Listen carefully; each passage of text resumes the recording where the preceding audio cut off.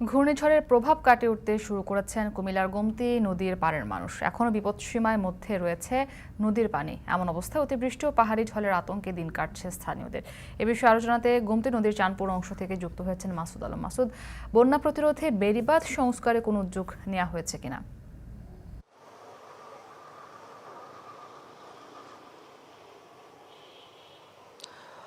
মুক্তি আসলে যেটি অতিবৃষ্টি এবং যে ভারতীয় পাহাড়ি ঢলের কারণে কিন্তু সবসময় কিন্তু কুমিল্লার গোমতী নদীর দুই পাড়ের যে বাঁধগুলো রয়েছে সেগুলো কিন্তু ঝুঁকিপূর্ণ হয়ে ওঠে।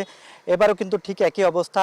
এবার ঘূর্ণিঝড়ের এবং সে সঙ্গে ভারতীয় যে পাহাড়ি ঢলের যে পানি নামতে শুরু করায় কিন্তু কুমিল্লার যে গোমতী নদীর স্বাভাবিকের যে পানি প্রবাহিত হয়ে থাকে সেটা থেকে প্রায় 3 থেকে 4 মিটার উপর দিয়ে কিন্তু প্রভাবিত হয়েছে।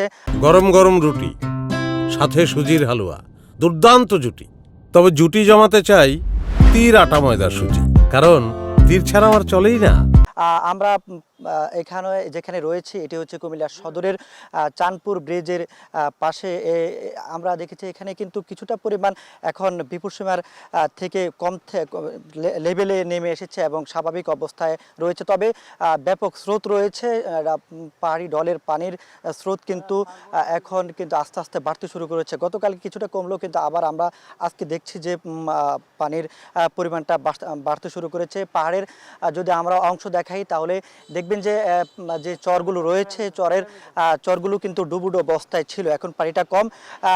অন্য বছরের অন্যান্য সময়গুলোতে যে পরিমাণ মাটি কাটা হয় পাড়ের দুই পাশ এবং সে সঙ্গে চরগুলোতে, এতে করে কিন্তু যে নদীর পাড়ে যে মানুষগুলো রয়েছে বা নদীর বাঁধের ভিতরে যে মানুষগুলো বসবাস রয়েছে, গত 2022 সালে কিন্তু একবার এভাবে ভারতের পাহাড়ের পানির ঢলের কিন্তু চরের দুই পাশ প্লাবিত হয়ে যে শহর রক্ষা বাঁধ ছিল সেটিও কিন্তু ক্ষতিগ্রস্ত হয়ে পানি প্রবেশ শুরু করেছিল।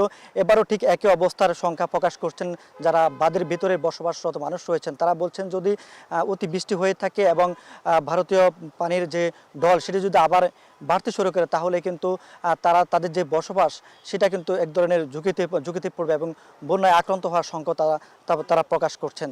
তো পানি উন্নয়ন বোর্ড বলছে তারা সবসময় কিন্তু সতর্ক রয়েছেন, কোনো ধরনের ঝুঁকি অবস্থা দেখলে তারা সেটার ব্যবস্থা নেবেন। তো মুক্তি এ ছিল কুমিল্লা থেকে।